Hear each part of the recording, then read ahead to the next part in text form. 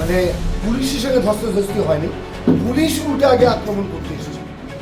আমি এই জায়গায় বলছি, গতকাল শুভেন্দু অধিকারী আমাদের বিরোধী দল নেতা এবং তার সঙ্গে আর 5 জন বিধায়ক ছিল, তাদেরকে কুচবিহারে রোহিঙ্গা মুসলমানরা তৃণমূলের নেতৃত্বে যেভাবে জঘন্য আক্রমণ করেছিল কালকে কুচবিহারে, তার প্রতিবাদে আমরা গঙ্গারামপুরে শান্তিপূর্ণ বিক্ষোভ মিছিল এবং প্রতিবাদ মিছিল করি। প্রায় 1000-এর মতো মানুষ ওই বিক্ষোভ মিছিলে অংশগ্রহণ করে। মিছিল শান্তিপূর্ণ ছিল, শেষ হয়ে গেছে। শেষ সময় হঠাৎ একজন দেখছি উইদাউট ইউনিফর্ম, গেঞ্জি আর প্যান্ট পরে জানলাম সে থেকে পুলিশ। তার নাম বিশ্বজিৎ বর্মন। সে এসে আমাদের মহিলাদের ধাক্কাধাক্কি শুরু করে। কেন তারা স্লোগান দিচ্ছে, কেন তারা ওখানে আন্দোলন করছে? এর মধ্যে আমাদের অনেক মেয়ে ছিল, তাদের ধাক্কাধাক্কি করে।